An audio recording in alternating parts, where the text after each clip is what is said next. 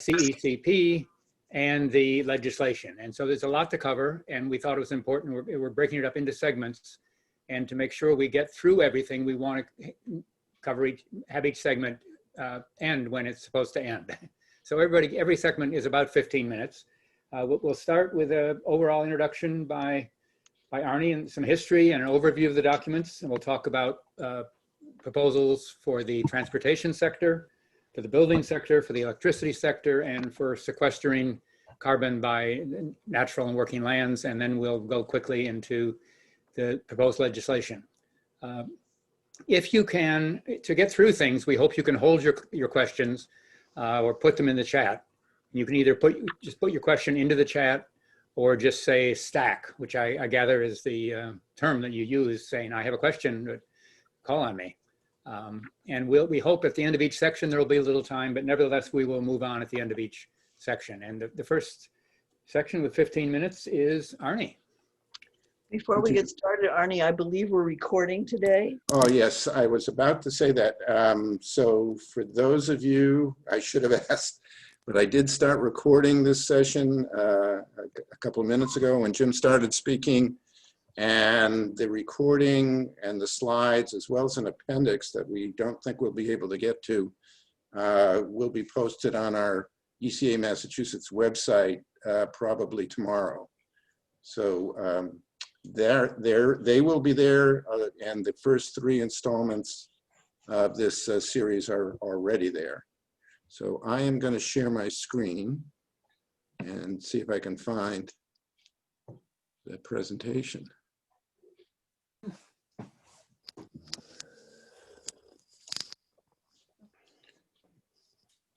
All right, so I hope you all are able to see the first slide of the presentation. We're calling this installment A Decade of Change, and you'll see why as we move through the presentation. And as Jim mentioned, this was initially planned to be a 4-part series. We were going to wind up with the final installment today, but with all of the reports and events towards the end of December and through the middle of January at the state level, both from the administration and the legislature, and some of the actions that need to be taken in the next few weeks, we really thought it would be useful to break it up and put another installment in here to speak specifically to what's happened in the climate front from the administration and the legislature in the last month or so. And these are the major topics that we'll cover today. And we thought it'd be useful to start out with a brief history of what's been happening actually over the last 12 years in the state. You probably are familiar with a piece of legislation called the Global Warming Solutions Act, or GWSA for short. That was passed back in 2008. And that was mandated what was then thought to be the needed reductions in emissions in order to avoid the worst impacts of climate change. And that was 80% by mid-century. And as you're probably aware, because of the more recent scientific findings, particularly the report from the IPCC 2 years ago, that's now been changed, and the target is so-called net zero by mid-century. And all of the legislation and the work that's been done by the administration that we're going to speak about today has adopted that new emissions target.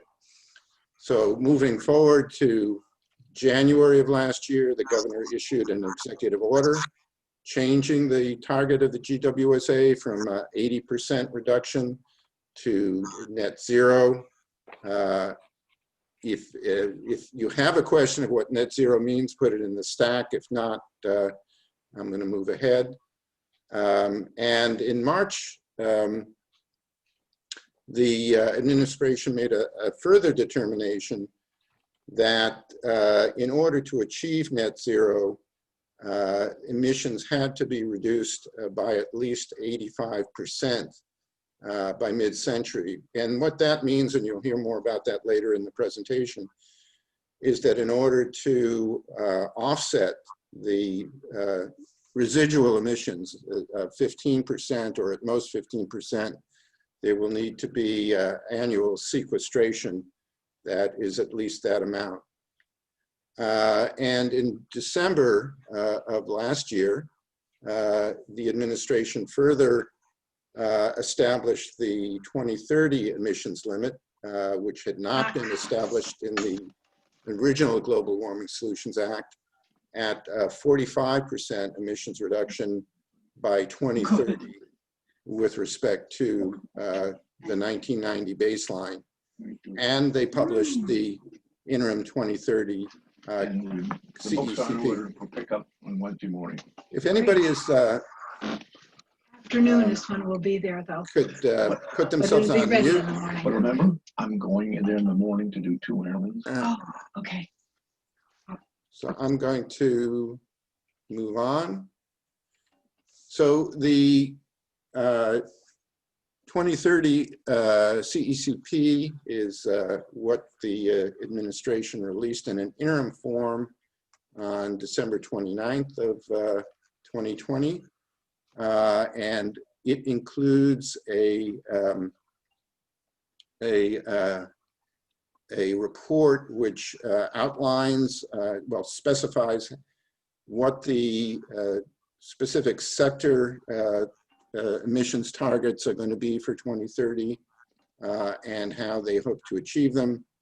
And it is in its current form an interim document, and they are soliciting input from the public with the hopes of finalizing that document, we believe, by the end of March, and input from the public is due by the end of February. So that's one of the reasons why we thought it was very timely to focus on that document in today's presentation. Now, along with the publication of the CECP, the Clean Energy and Climate Plan, the administration also published what they called a 2050 roadmap. And the 2050 roadmap we'll talk to a little bit today. It's a very detailed analysis. It's also, if you haven't seen it, it's something that we'd recommend that you take a look at least the overview, and in the reference section of this presentation is a link to the roadmap. But the findings from that study were used to inform the interim Clean Energy and Climate Plan that was published by the administration at the end of December. And this analysis, this 2050 roadmap, was done by the administration without a legislative mandate. So I know one of the confusions that occurs is that the term 2050 roadmap is used both by the administration for the work they've done to look at feasible pathways to net zero by 2050, but it's also the name of the legislation that we had been advocating for, that was sponsored by Rep. Moschino and became the basis for the House bill that was passed at the end of July. So it's one of the things that I know that terminology gets confusing, but this 2050 roadmap we'll be speaking to in this presentation is not the same as the 2050 roadmap bill that got amended and passed by the House at the end of July. So what happened, as you may recall, that the Senate passed their own climate bill, actually back in January of 2020. The House passed their bill, also called the Roadmap Bill, at the end of July. And then that went to a joint Senate-House Conference Committee. And that was in the conference committee.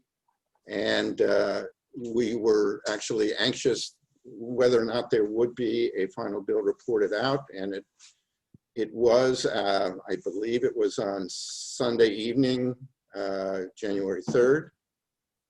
It contained what we believe was a number of good and very, very important items. And one of the key ones is that it took that executive order that we spoke about earlier that was issued by Governor Baker early last year and made that into legislation. So the importance of that is that with an executive order, any future administration can just basically ignore it.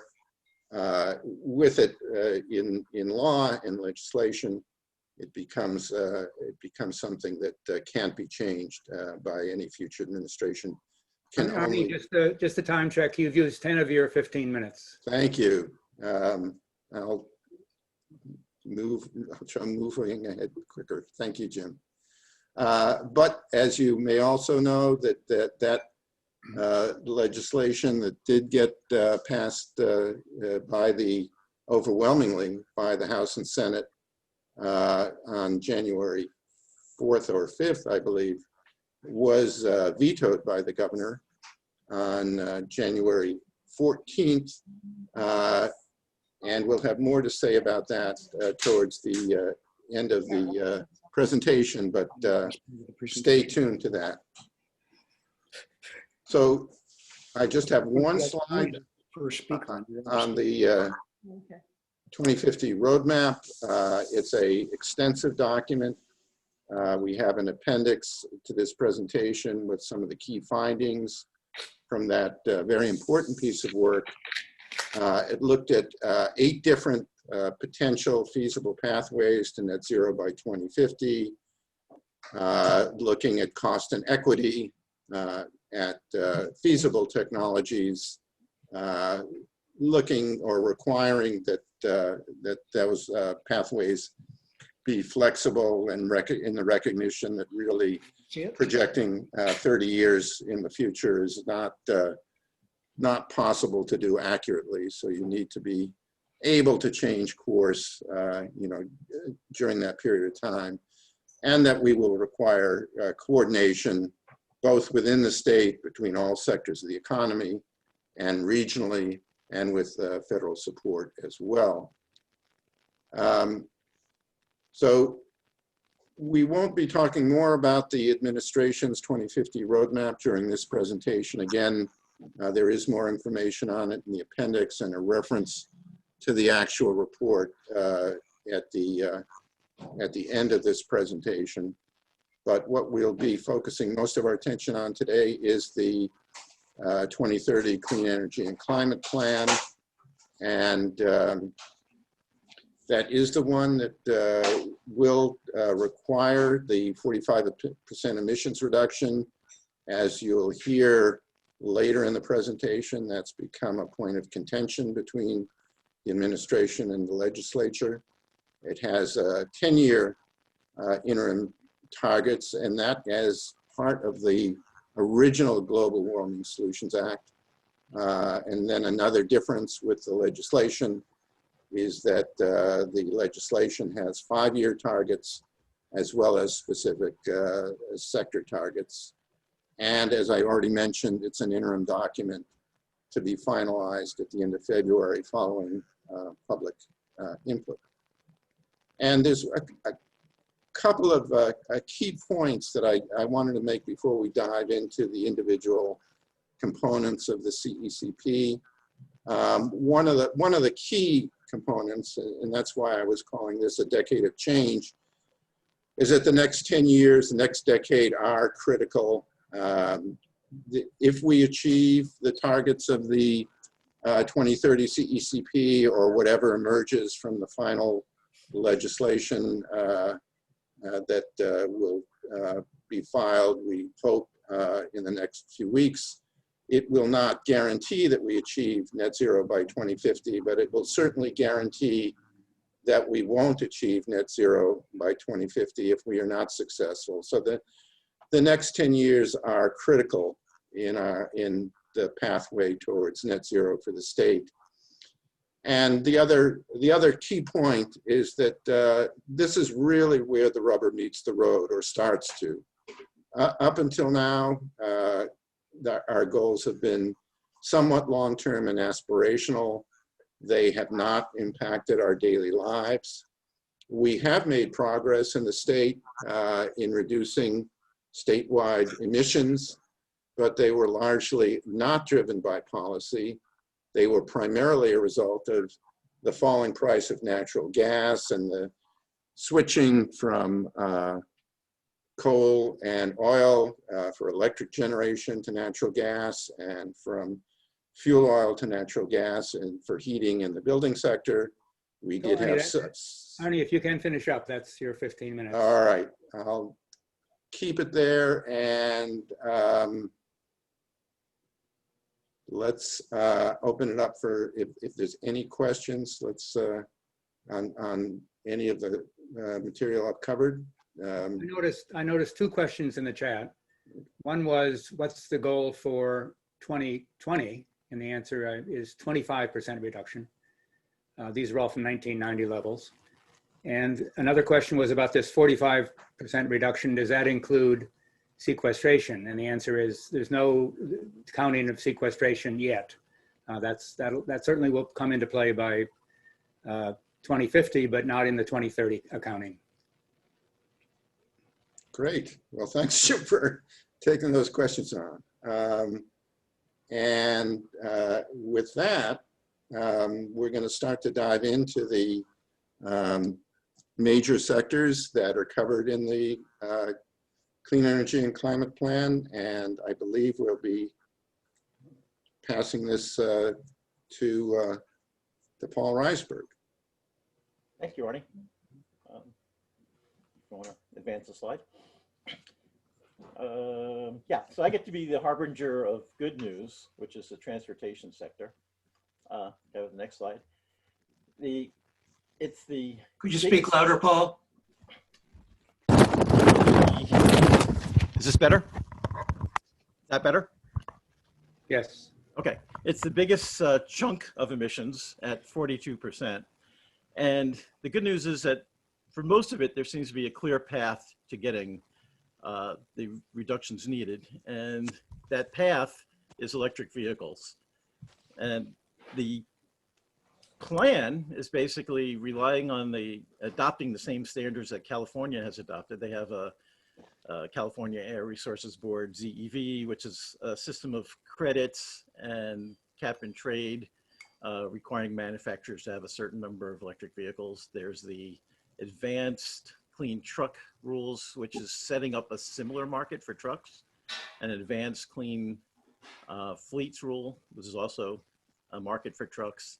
And lastly, they're setting up in 2035 to have a complete ban on all passenger carrying internal combustion engines. And so Massachusetts follows California rules. So we're mostly relying on that. And the other piece is to be using subsidies for electric vehicles. It's hoped that this being the easier sector, that if we make good, quick progress here, and I mean, they're hoping for 8 mega metric tons of CO2 equivalent, that'll give us flexibility in the other sectors. It's all based on models. If I can have the next slide. So I'll only spend a few seconds on this. The dark blue around the edges are different policies, demographics, the various inputs. into the models. The models are the green things. Model A measures the different fuel efficiencies of different vehicles. Model B is the distribution of different vehicles. So A is how's a Honda Civic compared to a Humvee. B is how many Honda Civics are there, how many Humvees. And models A and B put their results into model C on the bottom.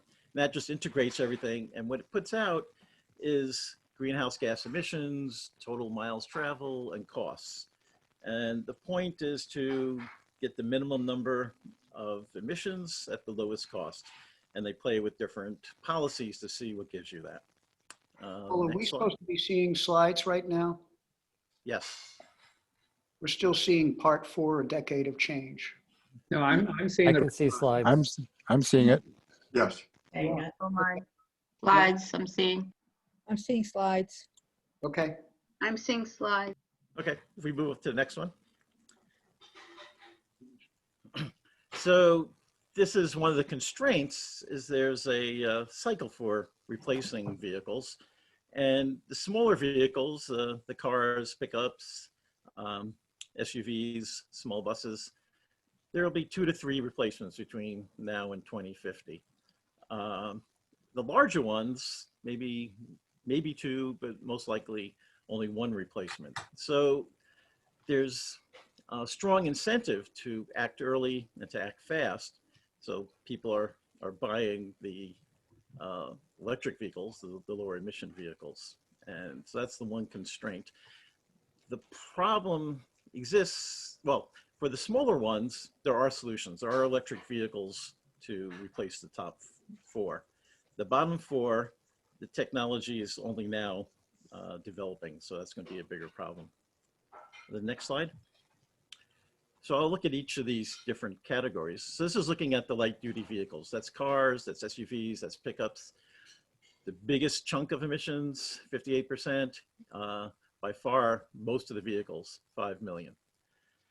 And for the 2050, the goal is that the emissions for that goes totally to 0. And it'll go to 0 by everything being electrified.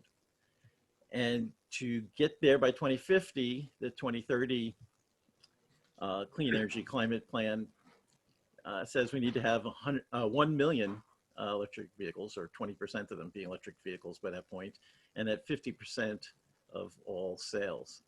So the good news is that battery and electric vehicle prices are rapidly declining, and that the sales of these are very price sensitive.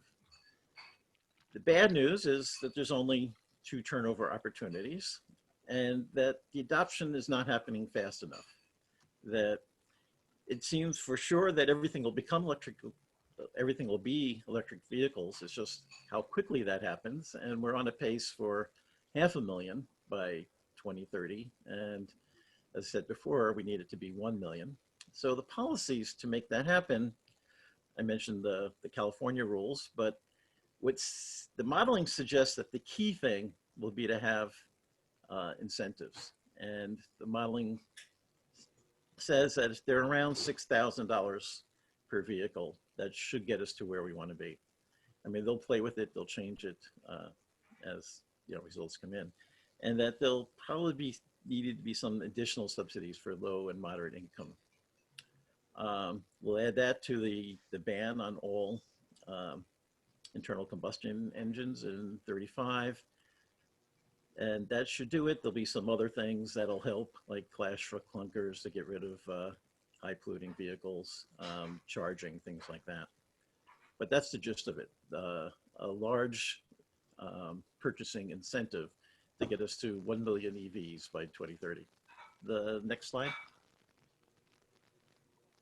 So still a big piece of emissions, 30%. This is the medium and heavy duty vehicles. So we're talking vans and trucks and buses, but it's not very many vehicles. It's, less than 3%. So less than 3% of vehicles, but 30% of the emissions. And the 2050 goal is to get this near 0. We have about 60% of it electrified and using alternate fuels for other things. And to get there in 2030, the goal is to have 30% of new trucks and buses be zero emissions. So again, the good news is we're not talking a whole lot of vehicles, 140 versus 5 million. And we're talking a very small number of fleet managers.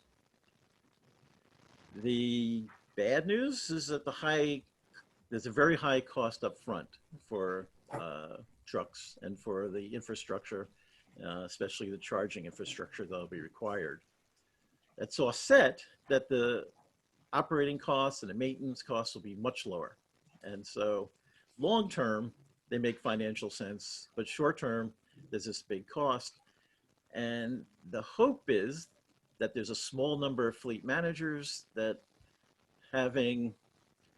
they could be worked with the government to set up something that will create incentives for them to get past the high upfront costs, to spread that over time or something, to have the state work with these fleet managers to make it happen. There is a rebate set up for trucks. It's based on the size. It goes up to 60,000 per truck, and it's set to decrease with time, and that's to encourage early adoption.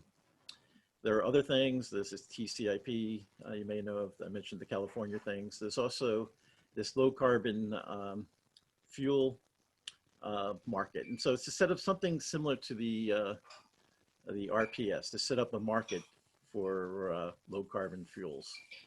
So not as good news as the small vehicles, but still largely looks doable.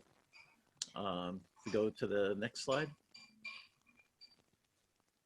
So this is a smaller piece, only 12%. This is the miscellaneous category. And again, try to electrify what you can. So electrify rail and ferries, we're already there. My first two. The oceans, who knows, we'll need something. The thinking is it might be ammonia. Aviation will be some mix of electric, hydrogen, and some low carbon fuels. The good news is this makes a small contribution. The bad news, the long replacement times for this sector. There's very low margins in the aviation industry, and the replacement fuels are very expensive. So it's not looking like that'll happen on its own. And lastly, Massachusetts has no jurisdiction over most of the aviation. So probably because of these problems, there are no goals set in the CECP in 2030. And there are no policies yet. Those are all to be determined. So this piece looks like it's going to require offsets because we're not going to get to zero here. And we're largely dependent on what happens nationally and internationally. But there are some things like the EU has just set up an emissions market for airlines. So something like that is probably what'll happen. So anyway, as I said, the big picture is most of it looks good and almost all of it is going to be electric vehicles of one sort or another. And so we're going to have a lot more need for clean electricity. Okay, So, thanks, Paul. Any questions? You only used about 10 minutes of your time, so there is time for questions. I don't know if you can you see the chat? I can tell you what they. I'm not what a good they're looking reader. for. Yeah, it'd be easier if you gave them. Okay, one was, are they counting hybrids as electric vehicles? They're counting them short range, yes. So they're seen as a bridge. So to get around for 2030, yeah, they're good. For 2050, we're not talking hybrids anymore. So short range, particularly plug-in hybrids. So the plug-in hybrids are seen as a bridge short term, but not a long-term answer. There's proposed subsidies for electrical vehicle purchases and other purposes. Is there going to be any money for those subsidies? Well, that's the state to figure out. There is at the moment. I mean, they're already doing them. The bigger bucks, right, looks like it's going to be for the heavy trucking. So Is there I can't answer that. Is there emphasis on reducing total number of vehicles on the road as opposed to just replacing vehicles. with- Yeah, so they looked at that, and and there are policies towards that, but none of those seem to have nearly the effect of the purchasing of subsidies. So, I mean, that helps around the margins, but it's not going to be the big effect. The one big unknown here is if autonomous driving happens, right? The cars are just driving themselves. And their modeling shows that could either halve the number of miles driven or double it. So there's just a gigantic uncertainty there. There's a question about, is there a deadline after which only sale of EVs will be allowed? And the answer is yes, 2035. For cars, not for trucks, but for cars. For cars, yeah. Well, actually, anything that carries passengers. Mhm. So, yeah. So 2035, right? That's now, it's mandated by the governor of California. So that could change with an election. It's not law, but we're following whatever California does. So at the moment, it's in effect. There's a question, and somebody else answered in the chat, but not everybody may be looking at the chat, about charging stations and how big a problem is the lack of adequate charging. Well, almost all, the great majority of charging happens at home. And their modeling shows that there's the anxiety, there's the fear that I won't get a charge, but the reality is it's not a problem short term, but it does help, and it mostly helps psychologically. And there is plans to increase the charging, and particularly when you get to apartments and things like that, where people find it harder, where they don't have charging at home, they don't have it at work. So there are plans to have on-street charging to address that. Again, this is seen as having an effect on the margins. It's not going to have a major effect according to the modeling, but it does help. And there are plans to dramatically increase charging. And I see time for one more question, I think, which is Laura says stack. Okay. So if she can unmute herself and ask her question. Okay. Hi, everybody. It's Lana, but that's okay. So a couple of things, just real quickly. There is an MOU in the New England region between states working on emissions from heavy vehicles. I'm not seeing as much information about that out there, and I'm curious about the progress there. You don't have to answer it. I just want to get it out there, and maybe we can deal with this offline or something. Well, the memory of understandings I know are states aligning themselves with California. But you mean like just in the New England area? In New England area. I'm sorry. Yeah. Is this part of the TCIP? No, it's separate. But information about that came out, I don't know, maybe a year ago. I'll see if I can find it. Well, look at, my reading of it, I saw the memory, those understandings with California. I didn't notice, but maybe I didn't see it. Oh, okay. Well, if I'm wrong, I will correct. Oh, you might. Maybe I just didn't see it. Maybe I just assumed California and it was talking about New England. Okay. And two other things, just real quickly, that we still have a state rebate for electric vehicles of about $2,500. Right. There was a federal rebate for $7,500 that was taken away. Right. Hopefully, some of that will come back.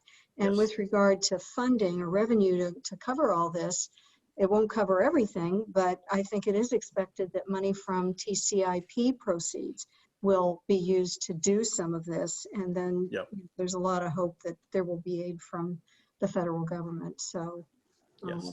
And the one thing that's missing is the discussion of public transit. Yeah. Well, again, the modeling showed that didn't have as big as an effect as they thought. True. So, but from an equity issue. Yes. Yeah. No, I mean, it's part of the answer. It's just a smaller part from what the modeling showed. Okay, thank you, Paul. I think, this discussion is good. Our goal is to talk about pretty much what's in the document as opposed to offer a critique, always a bit of a critique. But at the end, we're going to emphasize that there should be a critique, and there's about a month left for us to make comments, and there'll be guidance on that before we're done today. But back to Arnie to talk about the buildings sector. Right. Thank you, Jim. If any of you were present at the second installment of this series, we talked about the building sector at that time, and you may have gone away with the impression that unlike the transportation sector, the building sector was a real challenge, and it continues to be in the findings of the 2030 CECP, as well as the 2050 roadmap. So I think within the research team, and I think that's supported by the findings of other folks, that this is really going to be a tough nut to get the emissions reduction that is needed to keep us on the pathway. And buildings are our second largest source of greenhouse gas emissions. That's 27%. And the target that has been set by the 2030 CECP is, I consider to be extremely aggressive. It's cutting the building sector emissions essentially by half, from about 20 million megatons of CO2 to 10 by 2030. And as you may recall, that the building emissions, and particularly the on-site building emissions, are almost entirely emissions from building heating. And that's natural gas and fuel oil and some propane. And secondarily, hot water. And one of the real key challenges that we're going to be facing, not only over the next 10 years, but through the next 30 years, is that slightly over 80% of the buildings that we will have in 2050 have already been built.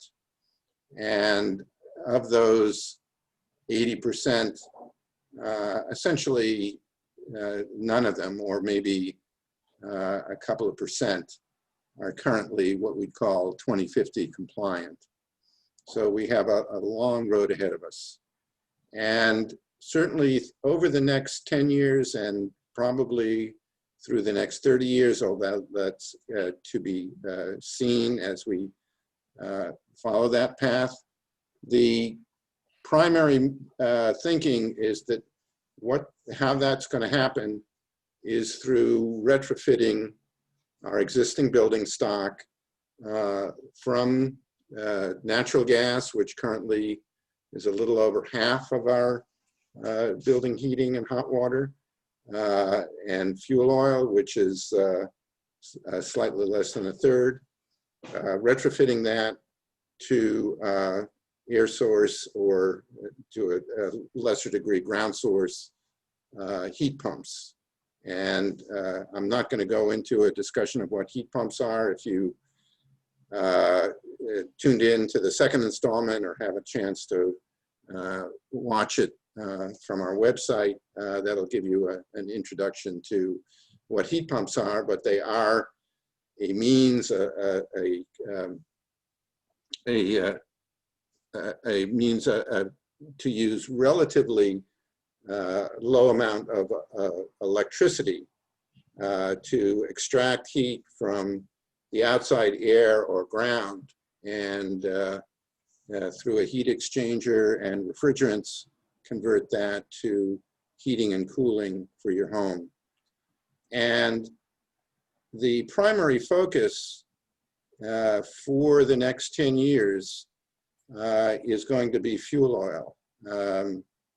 So that third of our current building stock, which currently uses fuel oil for heating, of that, the projection is that fully 75% of households that are currently using fuel oil will be retrofit to heat pumps by 2030 and totally displace the use of that fossil fuel.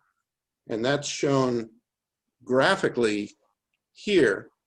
And I don't know if you can see my cursor, but these two top sections, which these bars show the contribution of greenhouse gas emissions from different heating fuels. The top bar is the use of fuel oil in the commercial space. The lighter green bar below that is the use of fuel oil in the residential space. And below that is the use of natural gas, again, in the residential and commercial space.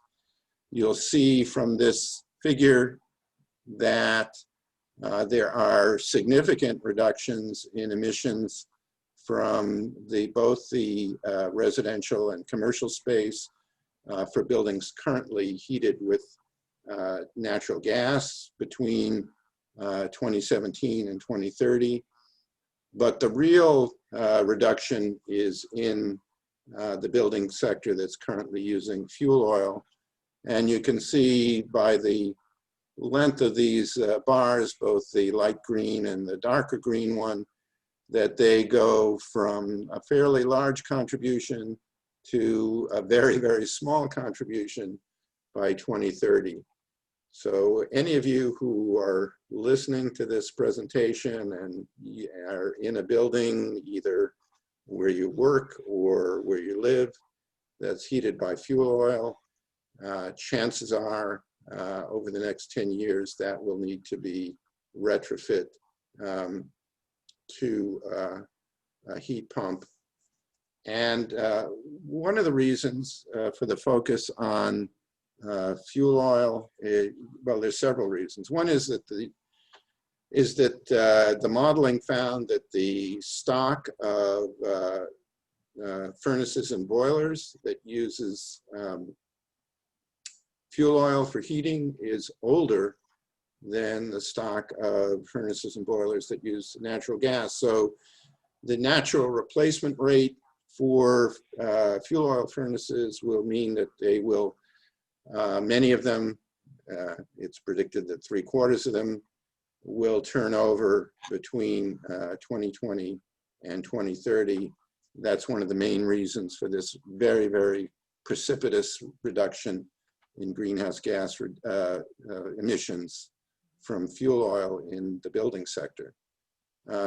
Another major reason is that fuel oil as a heating fuel on a per unit of heat basis emits about 30 to 40% more greenhouse gas emissions than natural gas does.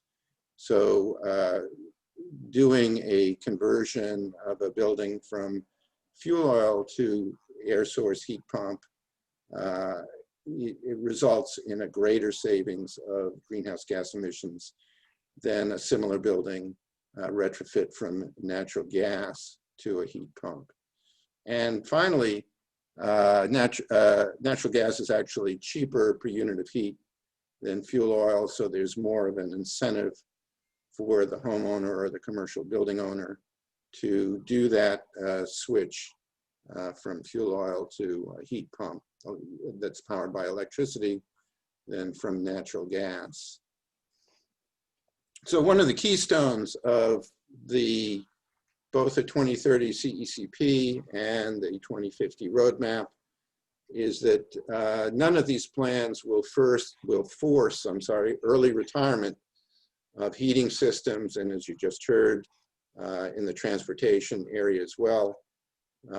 It's felt that requiring an owner of a furnace or boiler, or requiring an owner of an automobile to trade in their car or furnace or boiler before the end of life is unfair and would place an undue financial burden on the homeowner. So much of what is planned for the next 10 years and the next 30 years is based on the lifetime of the equipment that's being changed out from fossil fuels to electricity.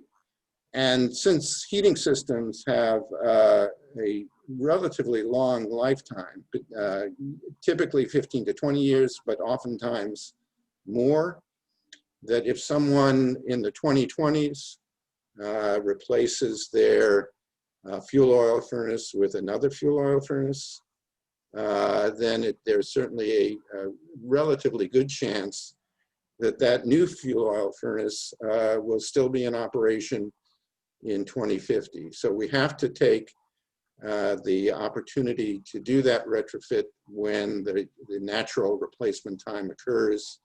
And that's again one of the drivers behind this very large reduction in fuel oil heating over the next 10 years. So the challenges that we're facing, some of which I've already mentioned, that we need to try to ensure that, starting soon, within the next couple of years, that any replacement of fuel oil systems, in particular for heating, result in the retrofit of that home or commercial space to a heat pump. Otherwise, we may be faced with a stock of fuel oil systems in the 2050 timeframe, and consequently wouldn't meet our net zero target. We have other challenges as well. There are a number of buildings which are difficult to retrofit, and the retrofit to heat pump is not practical. We'll touch on that briefly. Another very big issue, particularly for weatherization and the installation of heat pumps, is that we just don't have the trained workforce in the state to design or install these heat pumps, or to weatherize the buildings that will be required to reduce the heat load such that a heat pump will be sufficient to heat and cool them. Arnie, I just want to jump in with your 3-minute warning here. All right, thank you. Obviously, the rate of installation is not remotely what is needed today, and we'll have to ramp up dramatically in the next couple of years. We're looking at basically 100,000 homes per year from now through 2050, but in particular from now through 2030 to meet this target. Another real challenge we have, and again, another reason why the focus is on fuel oil in the first 10 years, is that it actually costs more once the retrofit is done to a heat pump to operate that heat pump system using electricity than it currently does to use natural gas. And we have new construction. As I mentioned, it's really on the margins over the next 10 years compared to existing buildings, but that will add to our emissions as well. And these are the strategies that are proposed in the CECP to confront those challenges.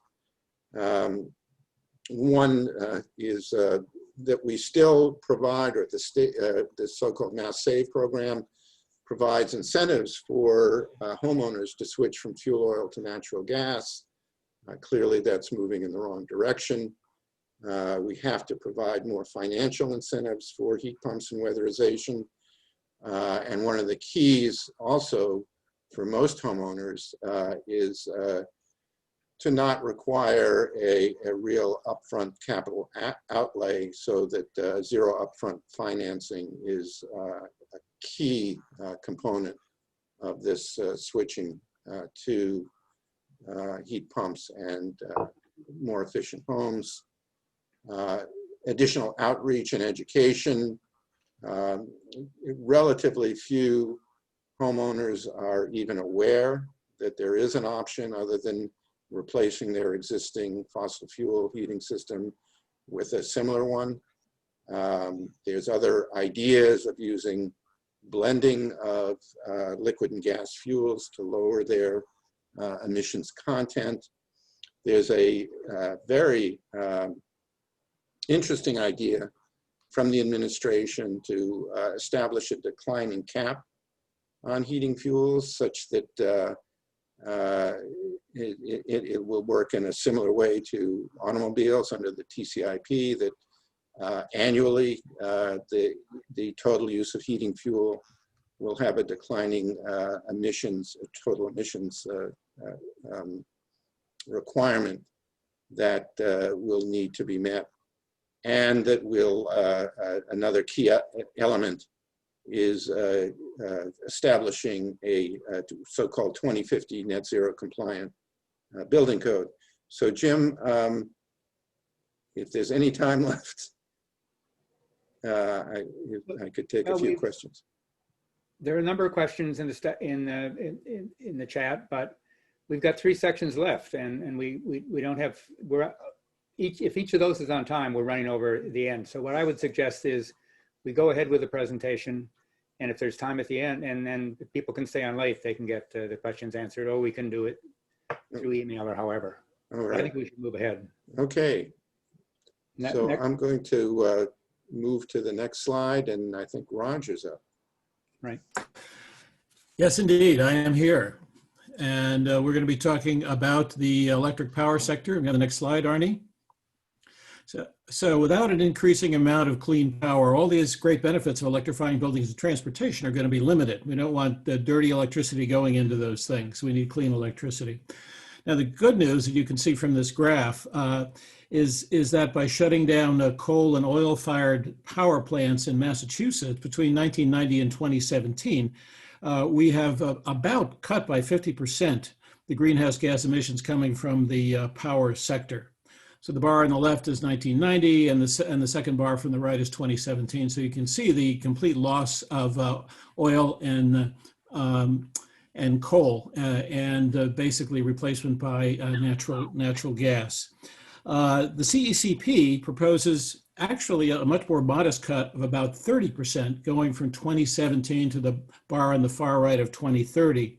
And that's going to be achieved mostly by reducing the use of natural gas. So you can see the dark green bar is the one that shrinks. The imported emissions, which are a mix of green and dirty energy coming in, and municipal waste combustion, remain about the same.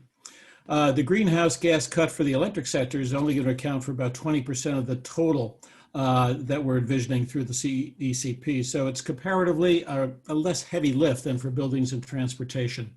And overall, the electric power sector is responsible only for about 17% of greenhouse gas emissions. Let's have the next slide. This table shows how the CECP proposes to make this cut. They're going to need to knock off 4.2 to 5.1 megatons of carbon dioxide from this sector.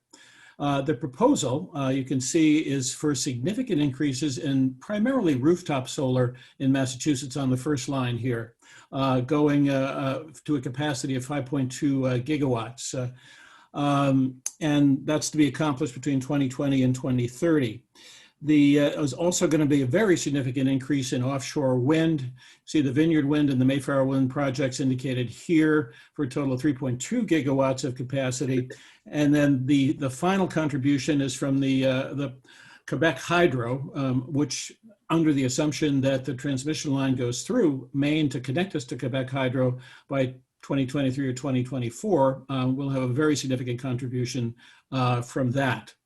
Now, there's also a proposal in the CECP for some significant regional sources. They don't really detail what they are. My assumption is they're going to be mostly more solar in our region connected to our grid, and possibly some onshore wind from areas that are able to support that. And that could be coming from Canada, from New York, and elsewhere in the region. I've indicated on the second column from the right some of the policy drivers here, and I'll talk about that a little bit later. The big one is going to be the Clean Energy Standard primarily, as I read this document. The good news is that the hydro and the wind are obviously, they're already in the works or in the pipeline, and they're legislative procurements. So the utilities have had to step up to actually purchase the power in advance from these projects. So they're ongoing. Let's have the next slide. So this graph here shows how the mix of electric power is slated to change from 2020 to 2030, assuming that we get all the wind and the hydro and the solar that they're proposing that we get. The first two bars show the change from 2020 to 2030, and the last bar is a 2050 mix, just to give you some perspective of where, in theory, we should be headed based on the roadmap. The 2020 and the 2050 numbers come from the roadmap study, and the 2030 is our best estimate based on data from the CECP. The CECP folks did not really provide us with the level of detail I would have liked about the output of power from their various proposed sources, but we made best guesses, thanks to Arnie. You can see that wind, solar, and hydro grow from negligible in 2020, where you can't even see it on the bottom of the bar, to about 15% or a little bit more for each of those in 2030. We're still going to be getting 40% of our electricity from gas. The total growth in electric power we estimate that the CECP is supporting is about 9 terawatts. It's about a 15% increase from 2020 to 2030. Now you can see from 2030 to 2050, we've got a giant increase, about a doubling in the amount of electric power that we're going to need for those 5 million electric vehicles, and for all those buildings that are going to have to be have their heating electrified. So there's a huge jump from 2030 to 2050. And one concern with the CECP, you wonder if we shouldn't really try to do a little bit more between now and 2030, rather than having that very heavy lift going from 2030 to 2050 that's required here. You can see that we're going to have about 57% of our power from wind in 2050. And a significant amount of that wind power is likely going to be due to floating offshore wind. Solar is also projected to grow, but not nearly as much as wind. That's the blue bar there on the right, about 28% of our power in 2050. Now, the CECP does acknowledge that we got a heavy lift coming after 2030, and they do say that they're going to be working on planning for 6 gigawatts of offshore wind to be undertaken in the next 10 years, so that they can realize that big ramp up there. Okay, next slide, Arnie. So in considering how we're going to hit the targets for the renewables, the good news is that I think we see for Quebec Hydro and offshore wind, we have the legislative procurements, they're in place already. For the solar that we're going to be required in Massachusetts and regionally, the main policy lever that's proposed in the CECP is an increase in something called the Clean Energy Standard. There are some other solar incentive programs, and you also may be familiar with the Community Aggregation Program, which they don't mention in the CECP, but these other incentive programs potentially could give a boost to rooftop solar, and the Community Aggregation Program for towns that opt up to 100% renewables could also boost solar as well. But the main lever is this Clean Energy Standard. And I have this slide here just to remind folks who aren't familiar with it what the Clean Energy Standard is. To be eligible under that standard, you have to be a source of power that was operational prior to December 31st, 2010. Any source that also meets this renewable portfolio standard that's on the left there, any class 1 RPS source of electricity also counts under the CES. So for the RPS, the main sources we think about are solar, and there's actually a specific carve out for solar under the RPS, and wind and small hydro. So what does the Clean Energy Standard do? Primarily, you can see in the bold, it adds large hydro and nuclear as options for clean energy. And in both cases, the sources of energy have to be located in the ISO New England area. Now, the way this works as an incentive, as I understand it, is the utilities have to purchase clean energy certificates. So for each megawatt of energy that's produced by a clean source, they have to purchase their certificate, and they have to have a certain amount of their power that's provided by those clean sources. So the requirement to purchase these certificates provides an incentive to those folks who want to build new sources of renewable energy. Makes it possible to pull the capital and investment together to do that because of the requirement for the utilities to actually purchase these certificates and purchase electricity. Next slide. So the proposal in the CECP is actually to ramp up on the Clean Energy Standard. Currently, it's proposed only to go 2% per year through 2050. That's where we stand right now. The RPS is also going 2% per year per 2030 and then cut back to a 1% annual increase.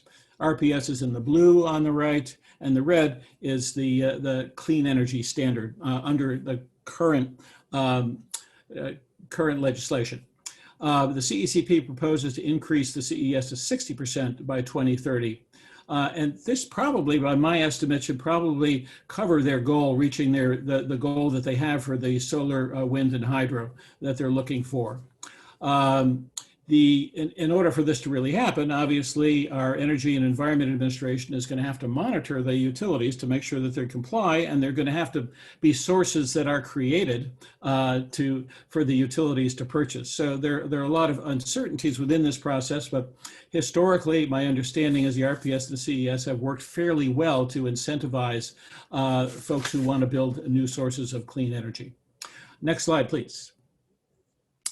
So the CECP does identify some challenges in meeting the proposed wind and solar targets for 2030 and in preparing for this very significant increase in wind and solar 2030 to 2050.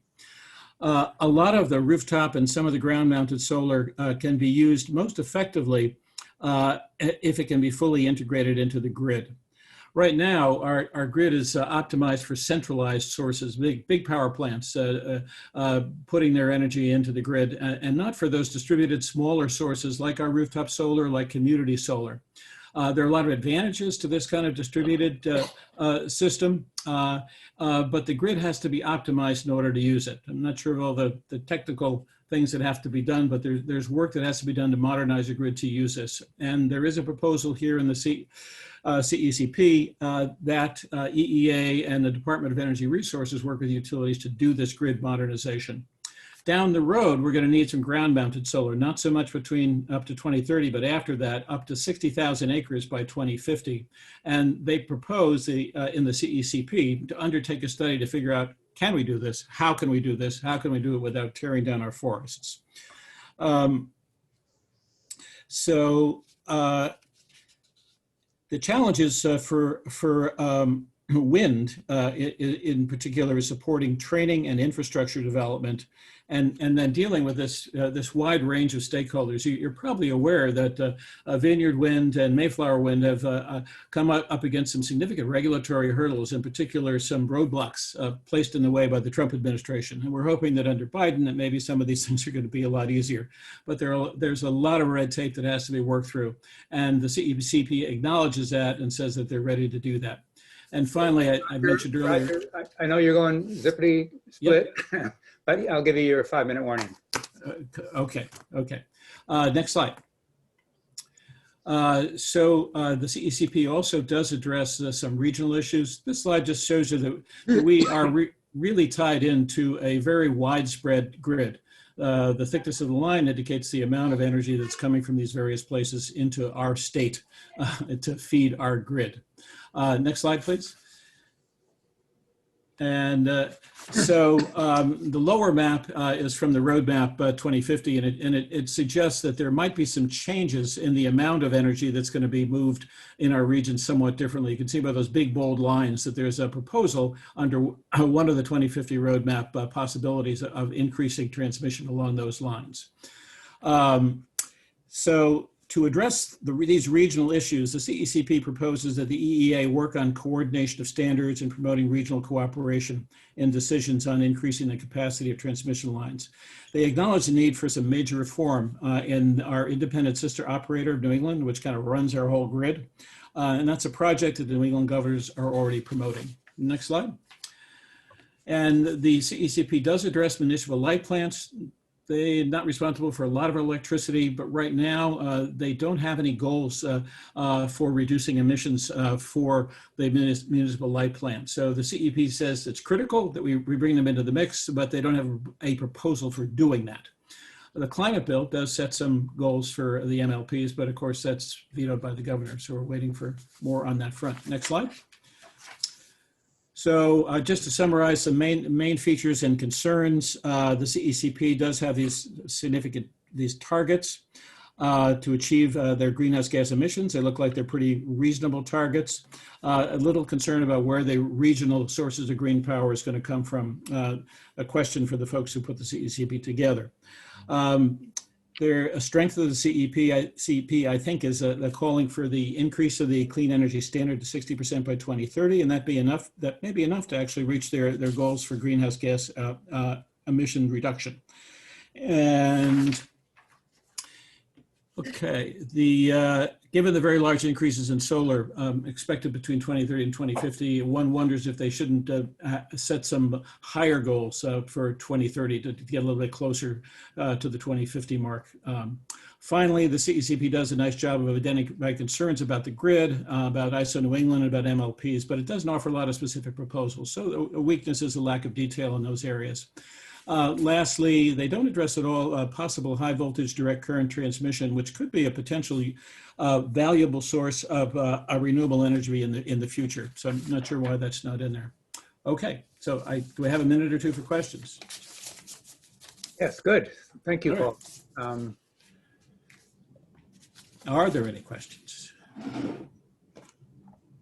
So I'm not finding one. I was distracted, but does somebody have a question?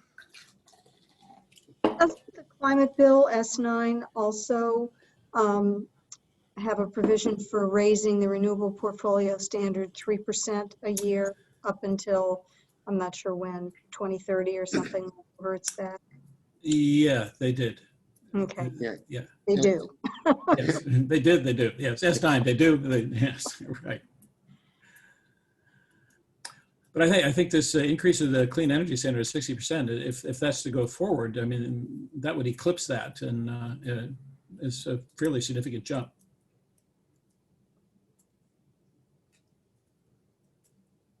I'm seeing more comments than questions here. So is there any specificity in policy goals for regional cooperation? My reading of the CECP is not a lot of specifics about what they mean by increasing regional coordination, simply a commitment to engage more regionally with an acknowledgement that we really our futures are tied together. Okay. What about an effort, a big effort to get solar into parking lots, canopy solar? It's not addressed specifically. I think that's part of the I mean, there's incentives for solar that could go into parking lots, but they don't get into that level of detail in the CECP. Okay, thank you, Roger. I think All right. now move on to Betty, who's going to talk about sequestration and forests and all that. Hi, can you hear me okay? Yes. Great. Okay, so start with the next slide, please. So you've heard the other speakers discussing ways to reduce emissions from various sectors, but as they've all said, there are residual emissions that can't presently be eliminated. The 2030 report and the 2050 roadmap report propose offsetting these emissions by carbon sequestration. That is by removing carbon dioxide from the atmosphere. And they assume that to get to our 2050 goals, we have to reduce about 10 to 15, we have to compensate for 10 to 15% of these emissions. So next slide. The reports focus on our forests as the means to sequester that atmospheric carbon, which the trees do through photosynthesis, as you know. They currently sequester about 5 million metric tons of CO2 annually, and they believe that the forest can continue at that level through 2050. About 64% of Massachusetts land consists of forests, and these are trees that are about 100 to 150 years old. But the 5 million metric tons of CO2 being sequestered in this way accounts for only a third to a half of the emissions that need to be offset. So how do we deal with the rest? Well, the state proposes to import the offset, but we're going to set that aside for the moment, and we're going to look at the half of the offset that is the role of the forest. So next slide. So this is what land use looks like in Massachusetts. The forests, about 3.3 million acres, are in green. And the next largest land use is in orange, and that's the built land, houses, commercial buildings, and other infrastructure. So while it's great news that we have a whole lot of forest, as you can see, one thing to note is that 65% of these forests are held by private owners. That is over 30,000 privately owned parcels. So keep that in mind as we think about forest use policy. Next slide. On this for a while. The reports identify some factors that will affect the forest's ability to sequester carbon. The health of the forest is affected by climate change, and this could be potentially favorable and potentially negative. Drought, wind damage, pests, and so forth.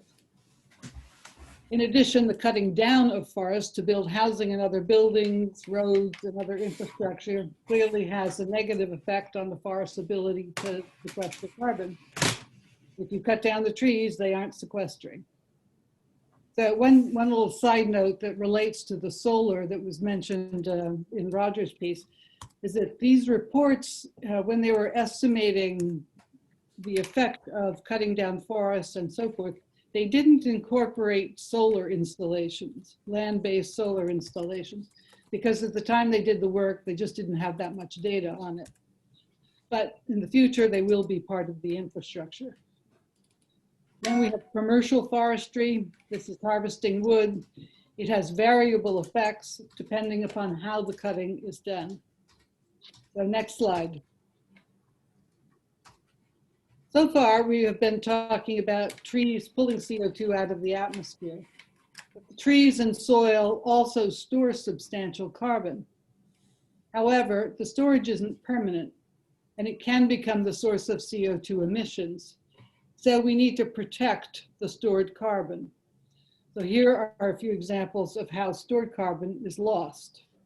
Obviously, converting the forest to built lands reduces the carbon stored in the trees and soils, and it releases CO2 into the atmosphere. Indeed, any disturbance of forest soils, including fairly selective wood harvesting, releases CO2. Now, the harvested wood itself stores carbon for different amounts of time, depending upon how it's used. For example, if you burn that wood, then the carbon is released immediately.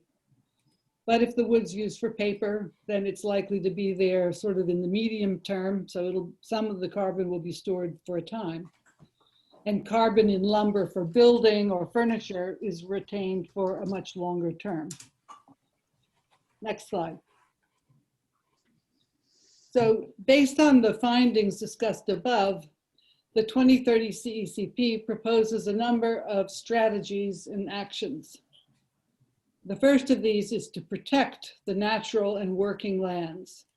And a real key goal, and a very important one to have stated, is no net loss of forests and farmlands. So how do you do that? This would be accomplished through incentive-based programs that they say will be part of the Resilient Lands Initiative, which is due out later this year. So if you try and find preliminary material on this initiative, it suggests that it is really comprehensive and is being developed in part to protect and enhance forests, farmlands, wetlands, coastal regions, and even other lands such as urban and suburban areas. Next slide. So the second of their strategies is to manage for ecosystem health and enhanced carbon sequestration. To do this, the EEA is going to work to implement and incentivize best management practices that are going to be identified in two other plans, the Healthy Soils Action Plan and the Resilient Lands Initiative that I mentioned earlier. Both of these are due out in 2021.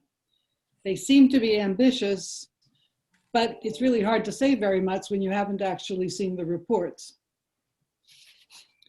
So in both of these, note that there is an emphasis on incentives for best practices. And I'm assuming that this is because of the large private ownership of forests. So you have to incent private owners to follow the policies that they wish to be followed. Next slide. The third strategy is to incentivize regional manufacture and use of durable wood products. It seems a little odd. It doesn't seem to be on quite the same level as their other incentives, but they mentioned cross-laminated timber and wood-based building insulation. And my guess is this relates to some changes that are supposed to take place in 2021 that have to do with global construction standards for larger buildings that would allow the greater use of wood. Next slide, please.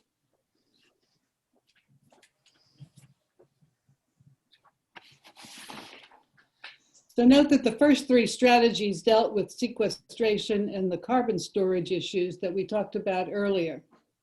But with the fourth strategy, which is developing sequestration and accounting frameworks, we return to the roughly 1/2 of necessary sequestration that can't be provided by our forests. So the state's solution for additional emissions offsets appears to be purchasing credits for carbon sequestration. Sorry, my dog is jingling his collar. So this seems to be very much a work in progress and emphasizes the need for further research. But they're looking at forests elsewhere in the region. And here there is an emphasis on regionalization, as we saw particularly in Roger's presentation. So per the report, the EA is going to continue working with states and stakeholders across the Northeast to develop the measurement, accounting, and market framework for a regional carbon sequestration offset market. And they'll convene an interagency carbon sequestration task force, and the DEP will also update the statewide biogenic emissions inventory to support verified carbon sequestration. And that's the extent of their policy statements. So unlike the previous sections of the CECP report, which were full of a lot of different data and targets, this carbon sequestration section seems much more aspirational, and I think in many ways controversial in terms of some of its assumptions. On the positive side, it does place an important emphasis on protecting and enhancing natural lands, especially forests and farmlands, both for sequestration and for general environmental purposes. That's what I had on this, and I don't know if we have time for questions, or I suspect rather than questions, there are going to be a lot of comments from the forest folk that are in this audience. Let me jump in and say that, yeah, I think there were questions about, what about pro-forestation? Wouldn't that be a good idea? To which the answer is yes, it would, and we need to keep pressuring them to do that because that's not the way they're going right now. I think this, as I understand it, neither the legislation nor this addresses the Springfield biomass proposed plant, which is a horrible idea and which we should do everything we can to stop. Right, it does not address it at all. Right. So, but I think it's 5:23. Let's move on to the, Roger, tell us about where things stand with the legislation. Okay, we'll make this quick. All right, let's see the next slide here. Talking about S2995, now S9, refiled. So here are sort of the key points summarized here. The greenhouse gas emission target of 50% in 2030, 75% in 2040, and net zero by 2050.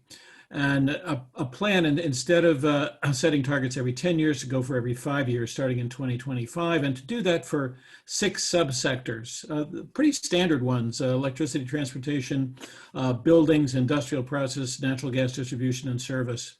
There's a call for more procurement of offshore wind. Procurement is a more sure way to make sure that you're actually going to get the source that you're looking for, and that would be post 2030.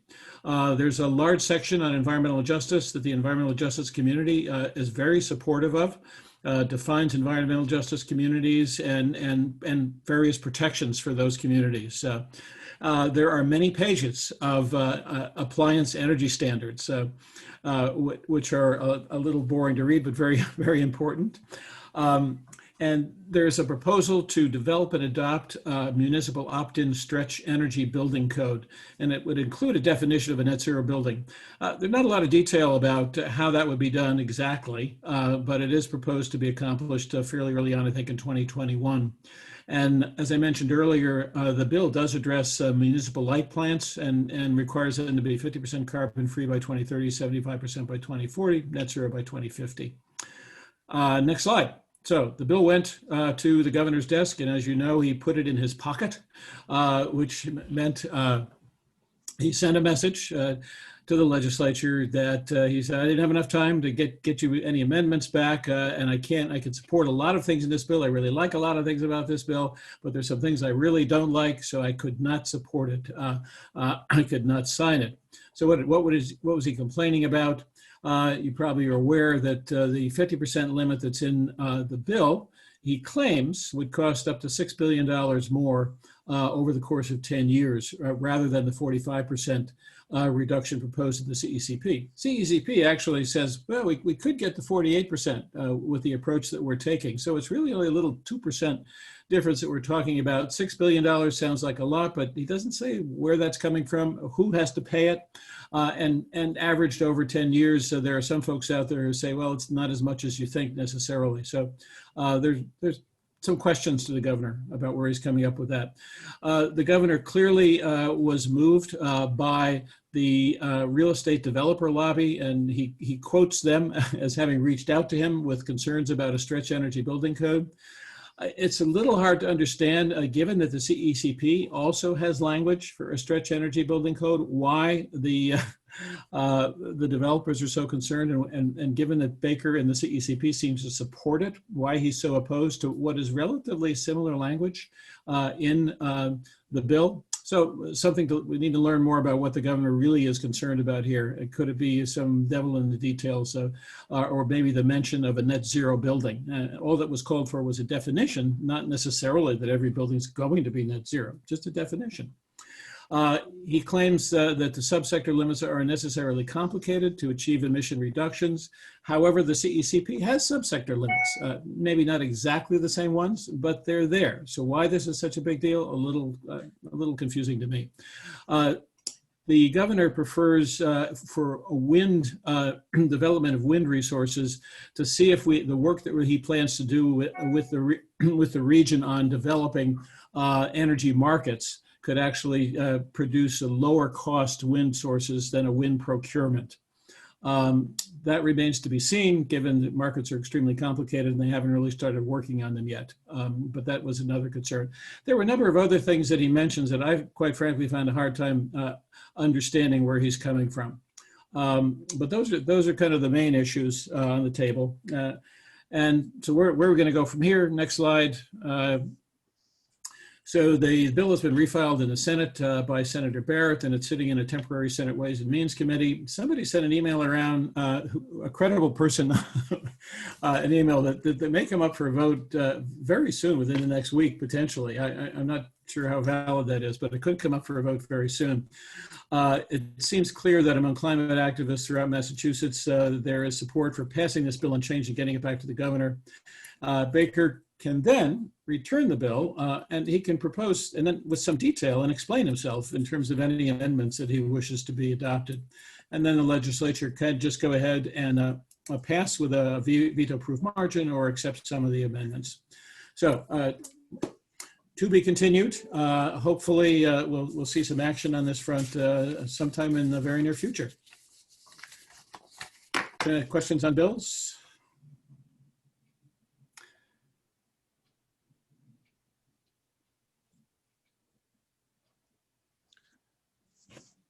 Hi, Lana? Hi, thank you, Roger. I just sent a big. Jim is load of- speaking, but Jim, you've been muted. Oh, Judy, I'm sorry. So we got to 5:30. It's 5:29.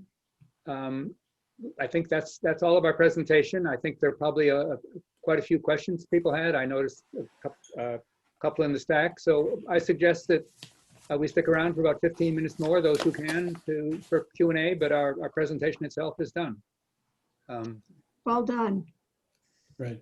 Lana was just starting to ask a question or something. Actually, not to ask a question, but because I am going to have to drop off now, but I just did a real dump of links because we're all wondering what's going on with the governor and his objections. And someone referred to the real estate lobby, I believe, etc. But if you look at these various things, the top two have to do with a report that recently came out from Climate Social Science Network from Brown University on how lobbying is done and where the influence lies in the Massachusetts legislature.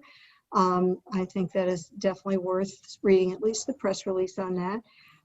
And then there are also reports about FTI Consulting and its unholy alliance with the DPU and Eversource and National Grid. FTI is a global consulting firm that really is an arm of the fossil fuel industry. In any event, I'm not going to say more. I think if you want to dig into it, I think it's awfully important for us to understand this. Agreed. So did you put these links in the chat? I did. And will the chat be circulated somehow in a way that we can, or so we don't have to each do it individually and click the links now? So you can save the chat. If you look at the chat, go down where it says file, the 3 dots in the box square next to that. Click on that and say save chat. Click on save chat. Good, and thank then you. that'll put it in your documents folder, in the Zoom folder in documents. And you'll see also if you say save chat and then click on show in folder, it'll take you right to where it's been saved. Great, thank you. And that's a text document. And you can then paste all those links, into a browser.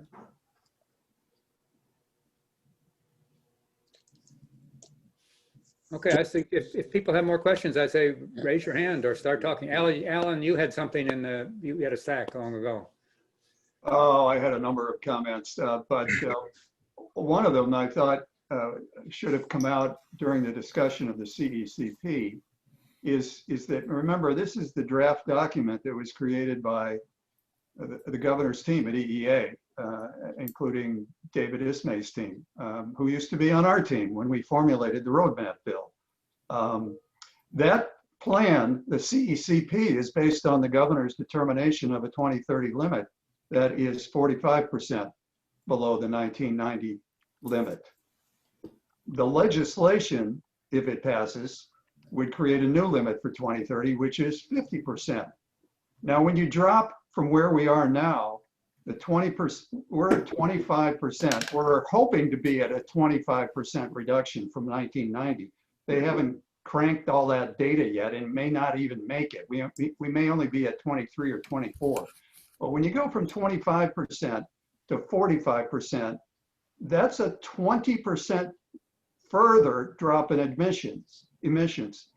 If it were a drop to 50%, another 5% more, that's 25% more, a greater drop than a 20% drop. So all of those numbers you were looking at on the CECP for plans for emissions reductions from transportation and from buildings, think about all of those being 25% greater under the governor's, under the legislation if it passes. It would completely upend that CECP plan and it would have to go back to the drawing board. And in fact, the legislation creates a new deadline for that plan, which is January of 2022. So we lose almost a whole year of implementation because they're going to have to write a new plan if the legislation passes. And I just wished, as we were looking at those numbers on the CECP, you guys would have pointed out that those numbers may have to be 25% greater in each case. Thanks, Alan. Yeah, we should have pointed that out, and as you say, and one thing of note, and we're not sure what to make of it, is that there was scheduled webinars and Q&A sessions on the CECP, one, I think, a couple days from now and a few days from now, one in early February, that have now been canceled. We're not sure what that means, but one interpretation is that the administration feels it may need to do what Alan suggests, and I would support the point that Alan makes, that what appears to be a small difference between 45 and 50% when looked at from the perspective of where we are today really isn't so small at all. And as I suggested in the segment on buildings and the reduction looked for there, essentially having the emissions from today through over the next 10 years. That's an extremely heavy lift. And if we intend to do even more than that, it's going to be quite a challenge, and probably would need to be done in other segments, potentially in the transportation or electricity sector. In any event, I think Alan makes a good point.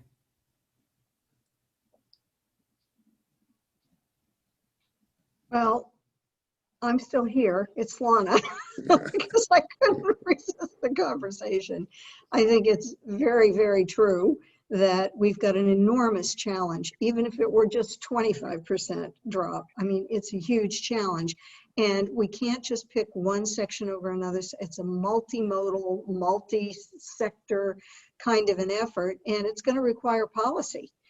That's all there is to it. There have to be incentives and some disincentives, frankly, in place. The key is to remember, I'm not trying to be Pollyanna here, but to remember that we do not, while we think about incentives and disincentives, is put an even heavier burden, or any burden, frankly, on EJ communities. It's really good news to me that both the TCIP and the climate bills that we're pushing and the governor's plans all have significant references to the importance of environmental justice. So it's a huge lift, and absolutely. We're here because we ignored it for way too long, or were dissuaded, etc. So I think understanding Alan's point and the daunting nature of this, that at some level you have to have a really high goal that some feel is achievable. We don't know what's going to be coming down the pike in the next 5 to 10 years that could shift things in a slightly easier direction, maybe. But I frankly think we have to have a high goal. One thing I'm going to throw in here on a little bit of a technical nature, Lana, is when we were looking at the CECP and how it was proposing to reduce emissions in the various sectors, we recognized, particularly in the building sector, but also in the transportation sector, much of the burden fell there. As Roger suggested, it might be possible to, put more renewable, more clean electricity online in the next 10 years than, is being called for in the CECP.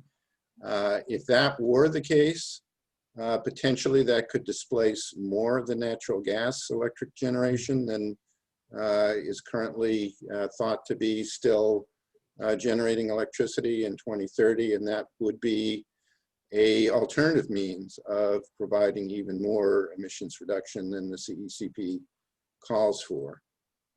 Alternatively, if the 45% is kept and it's found that, for example, in the building sector, after 2 or 3 years, that getting 75% of our fuel oil buildings retrofit to heat pumps by 2030 just isn't feasible. There can be a mid-course correction in essence to further reduce natural gas, electric generation, and perhaps achieve a similar amount of emissions reduction. I mean, just to add, well, I think to set an aggressive goal also gives the private sector a market opportunity here, because the legislator is firmly behind doing this, and that means they will fund it as they can, and it creates a market opportunity that a less aggressive goal would not foster. I'd like to turn very briefly to the notion of urban forests in terms of carbon sinks. Most of your pollution comes from homes and vehicles, and the greatest concentration of that is your urban environments. And adjacency of trees to that source of pollution, I think, results in a greater absorption of those. And to create more of urban forests and use our park land better and our street trees better would also end up cooling off EJ neighborhoods and make them more livable and improve property values. So I think urban forest can be a big factor for a number of reasons, not only as a carbon sink for sequestration, but also to address a lot of EJ problems.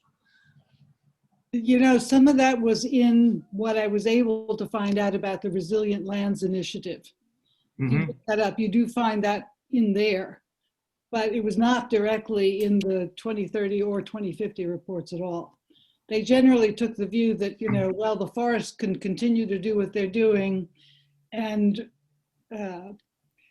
the commercial harvesting and built land, additional built lands, is really just kind of tinkering around the edges. So, you know, they didn't talk about your subject at all. But may I jump in and address that really quickly? I'm a forest person. I'm not going to take over. Not up to me. So, well, there is a stack and I'm in it, but I don't. Yeah, go ahead. I was just going to. Yeah, I just want to address a couple questions. One is, or Ed's statement around the urban forests. That's very important. However, in terms of, you know, the capacity of urban forests, obviously there's a lot less land that can be forested in our cities. So that 64% of forested land throughout the state is mostly rural. And I just want to caution folks that the language that's coming out from the EEA in any of their documents is really misleading. They're making assumptions, baseline assumptions for policy building that are not telling you the full story. They're assuming that forests will continue to sequester as they have been, and that sounds really good unless you know that our forests have the potential to sequester 4 times, up to 4 times what they're sequestering now, and that requires policy shifting. And then there's just a whole bunch of other language that's misleading around forests. I wanted to then also address Sheila's question about whether there's a concerted effort to consolidate public comments. I'm working on public comments around the chapter 6, and I would love to collaborate with folks who have more expertise in other areas of this document. So if anyone is interested in that, please email wendellstateforest@gmail.com and we can. My name's Sabrina Davis. I'm with the Coalition for Social Justice. I just want to point out that vertical garden walls, especially with specific mosses, can have the potential in urban forestry to take out a lot of carbon if they grow the right kind on those vertical gardens. yeah, just to let you know, if you look at the land sector technical report under the 2050 report, it gives you a lot more detail about their thinking, but they are definitely not thinking along the lines that you are.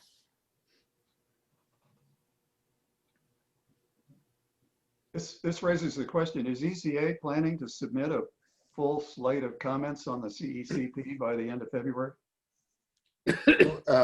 Alan, there's a coalition of a number of groups that was formed, and we met for the first time a week ago Friday. One group is focusing on the building sector. I know another group is focusing on the energy sector. And there's a group focusing on overall greenhouse gas emissions. There may be other groups. So one of the things we are doing is participating in that coalition of organizations. That's, I think, being headed up by primarily by MAPC at this point. Whether we'll be able to reach a consensus or not is to be determined. So either we'll submit our comments as part of that larger group, or we'll submit them independently if it doesn't appear that we, have a common thread. Of course, it all may be moot by then too. It's possible. If the legislature acts quickly in passing the governor's return bill.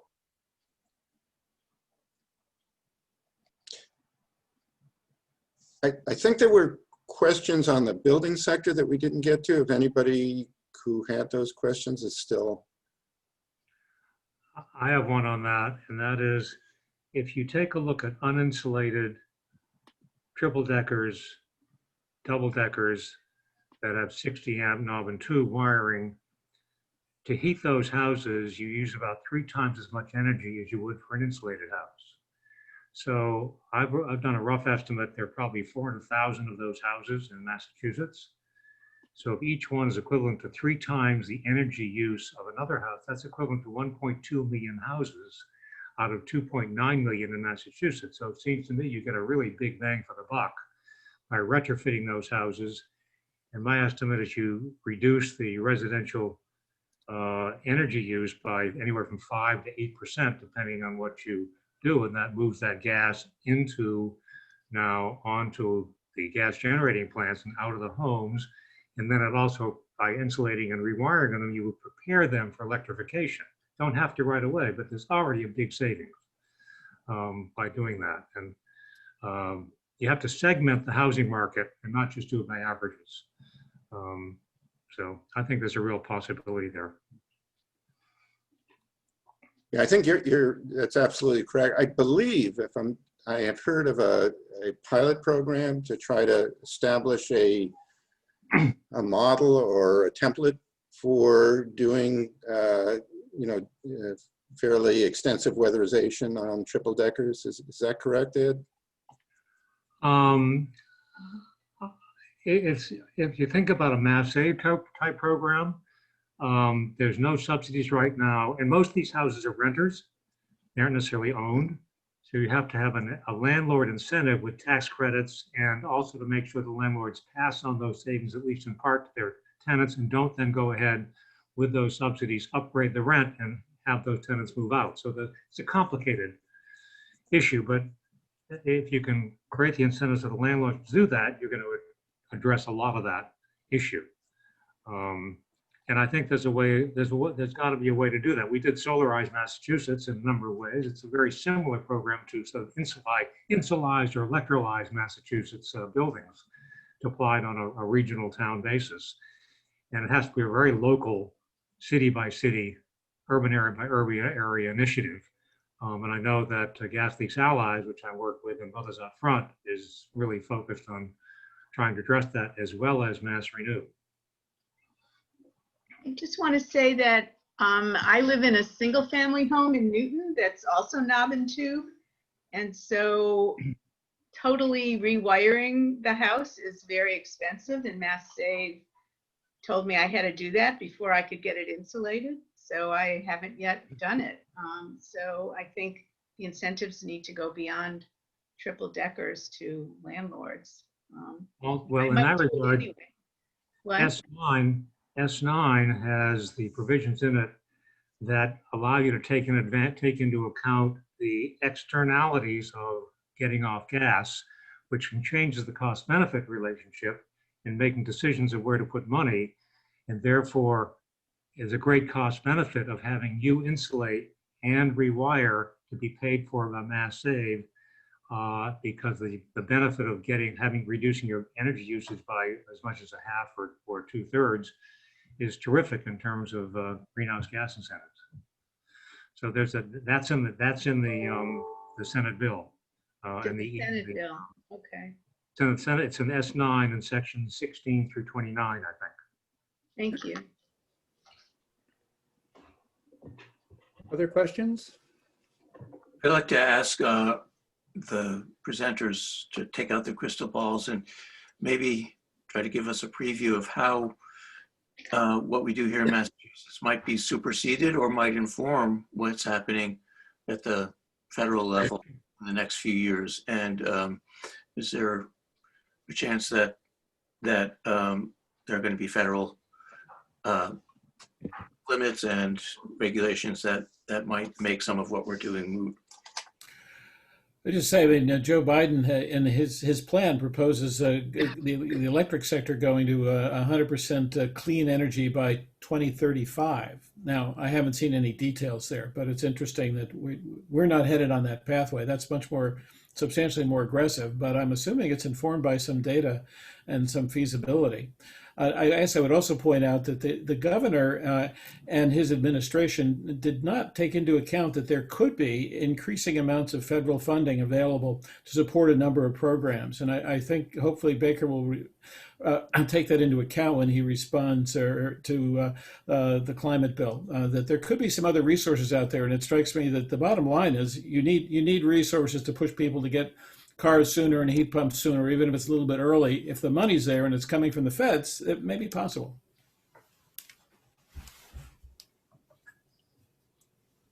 So I just wanted to ask a question, and you may have already answered it, and I just missed it. But in terms of the whole building sector area, I guess it's two sub-questions. And one is there anything to be shared by anyone who's here, the presenters or otherwise, about the status of discussions with CHAPA, the Affordable Housing Group and others like it, from the standpoint of affordable housing as a piece of environmental justice? And also, what our sense is of how much influence NAIOP and other industry type associations are exerting or have exerted? So I can't answer that specifically, either of those questions. I can tell you that certainly the focus, one key focus needs to be affordable housing. I can just tell you that that's one of the reasons that we pointed out in the presentation that outreach to EJ and low-income communities is key in the building sector. I can relate a little story that from our own experience in a Heat Smart initiative, a community heat pump initiative that we did last year in the towns of Hudson and Stowe, that we made a significant effort at that time to reach out to low-income folks and provided additional incentives to adopt heat pumps.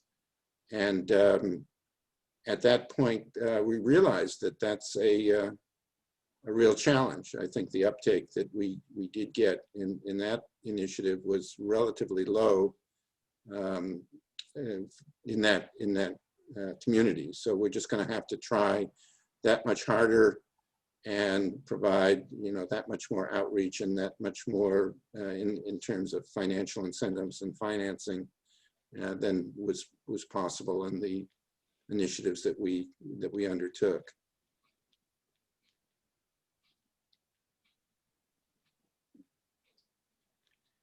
Is that typically in, you know, something that ECA Massachusetts has, you know, pursued without being part of a coalition, or is it something that you really need a coalition to, you know, to be reaching out, as you've described it, to those communities and to those advocates? What we did, this was a community initiative. It was a coalition just between the towns of Stowe and Hudson. And we actually had volunteers going house to house, you know, sort of knocking on doors and, you know, letting people know that, you know, this,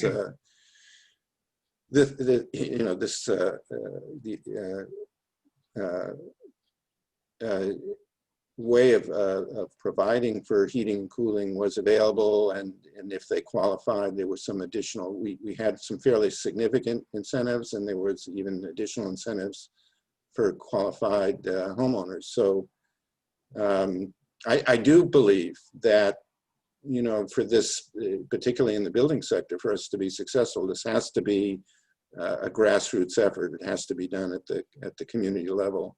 I don't think that you know, something coming from the federal level or even at the state level, or you know, can do the, you know, the individual house by house changes that are going to be required in the next 10 years. I mean, imagine if you got a block of maybe 15 triple deckers along a street. And like they do in Solarized Massachusetts, they start with one house and go right down the street and insulate them and change the wiring. The economics of that are so much better than doing it house by house. There's a model out there that can do it. Sorry for the...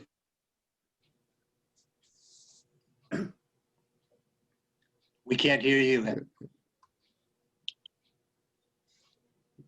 Ed, you're still... Is anyone hearing him? I can't hear him. Yeah, Ed, we lost you. Okay, you're back. Okay. Solarized Massachusetts had a contractor come into each town and do a whole bunch of solar panels. There's no reason why you can't apply the same concept to taking a street of triple deckers or double deckers and starting on one end and going to the other, as long as you can do it in a way that you accommodate and reduce the amount of displacement those families have.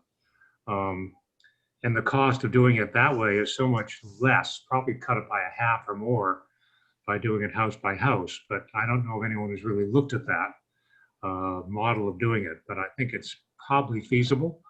And I think there are a number of organizations who are able to do that, and a number of contracting organizations that are capable of doing that. Thanks, Ed. So I think we're almost a half hour, and I appreciate everybody who's stayed on and for this presentation. The last installment of this series, I think we've said it's going to be on February 22nd, but you'll hear more about that, and that will cover that'll be the wrap up, and it will cover more technologies and natural mechanisms for carbon sequestration. It will talk about the area of non-energy emissions, which currently is not a large chunk of the pie right now in Massachusetts, but as we continue to reduce the energy emissions sector, it will loom larger and larger. We'll talk about that area of energy requirement that can't be electrified, that Paul spoke to a little bit about in the transportation sector. It's estimated that almost a third of our final energy demand, even in 2050, will not be able to be electrified. Some of that will need to be offset, as Betty said, but some of that will need to be provided by carbon neutral or low carbon liquid and gas fuels. And finally, we'll talk about some of the forks in the road that are coming up. As we said at the outset, the 2050 roadmap, you know, it's not something that comes up on your GPS and you go from point A to point B. There are many unknowns moving forward, hopefully most of which will be answered by 2030. And so we can start to make those decisions at that time and prepare for them during the next 10 years. But we have to be flexible moving forward. With that, again, thank you very much for attending the presentation. I want to thank everyone who presented from our UCA research team. Great job. And we look forward to seeing you next month. Remember that this presentation and the associated slides, including the appendix, which has the top-level findings from the 2050 roadmap study, will be available on the ECA Mass website tomorrow, including the video, if you'd like to see that again. And remember that there is the opportunity to comment on the 2030 CECP that we presented, in the appendix to this presentation has the link to that comment site. And you, as you've heard, on the legislative front, there'll be action, we think, in the next few weeks. And we're proposing that you ask your legislator to pass the bill as written and put it back on the governor's desk, and then we can negotiate, and the legislature can negotiate with the administration to flesh out the final bill as soon as possible. So with that, thank you all very much, and hope to see you again next month. Thanks very much. This was terrific. All presenters, thank you. Bye-bye.